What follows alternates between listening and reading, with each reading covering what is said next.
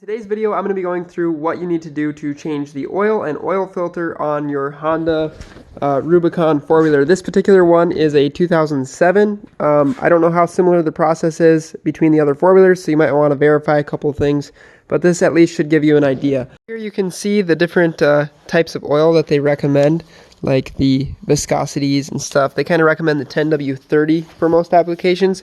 We're actually going to use a 10W40 because we use it more so in the summer, and that temperature range covers a little bit warmer weather. You can just read through this. Go ahead and pause the video. Over here it shows our different temperature ranges for the different kinds of oil, and the ratings that they want on there. The engine oil checking and adding procedure is kind of interesting if you haven't done it before. This right here is for actually checking the oil. You actually want to run it for 5 minutes before you check it, otherwise you're going to get a low reading. You do need to be really intentional because the oil doesn't just lubricate the crankcase in this case, it also does the transmission, so it's kind of important that it be done really precisely.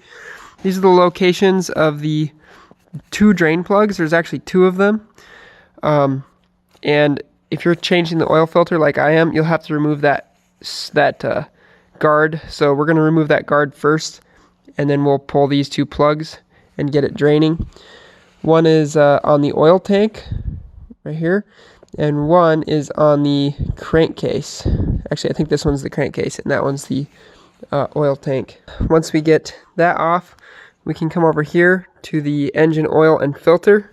You can kind of read through that, but basically there's a bolt that holds the cap on, and then our oil filter assembly, which we'll see in a little bit here.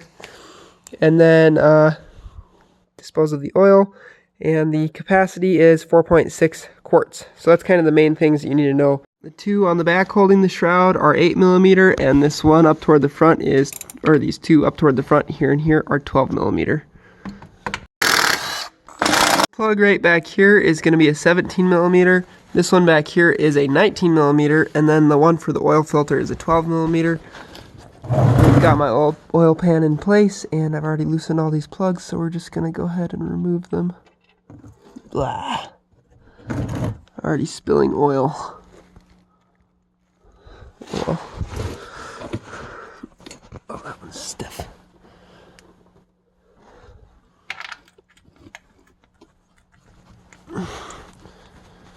So got that core piece removed for the oil filter.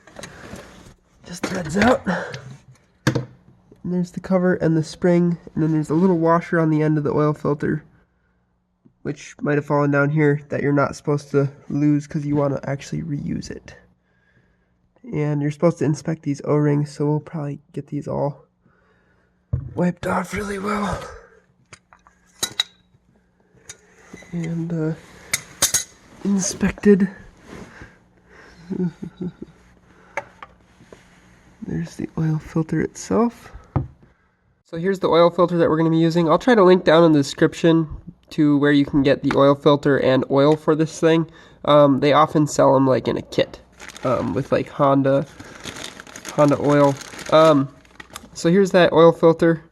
On your old one, which is in the drain pan over there, the washer sometimes gets stuck on there. I had to just kind of flick it off with my fingernail, and we're going to be reusing that. So here's the cap and our bolt.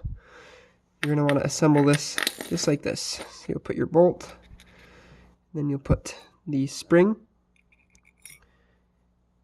Oh, and before you assemble this, inspect the O-ring on here. This O-ring looks pretty good to me, so I don't think it's a problem.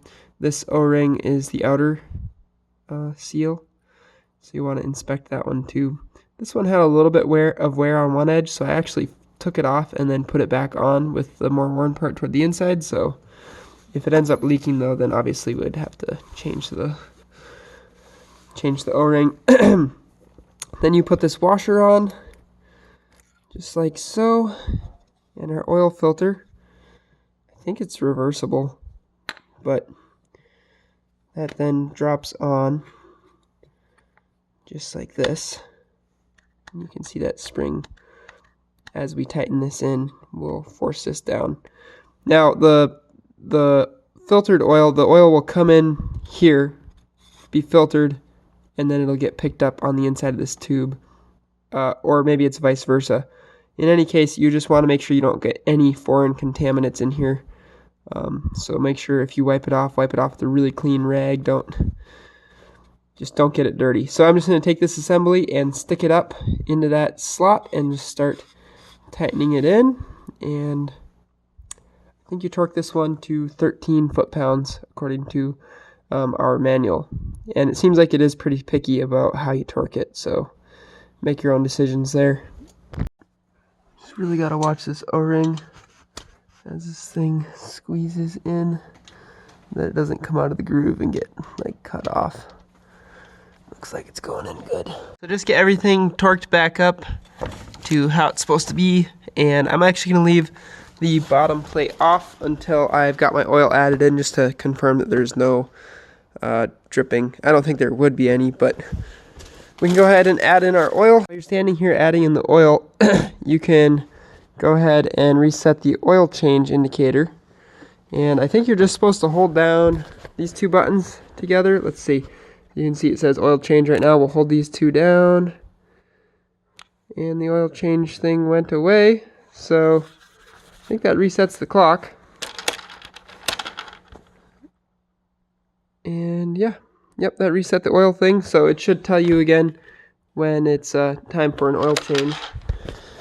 And we'll just keep adding this in until we're probably at around 4.5 quarts. I went and confirmed it's 4.7 with the oil change, or with the filter change, roughly. So we'll probably add in 1/2 quart more and then call it good and run it some and then check it and then top it off. But honestly, that's pretty much it for what you need to know. I'm going to just put the cover plate back on the bottom and make sure that the oil level is good to go. Anyway, I hope that you enjoyed, and I'll talk to you later.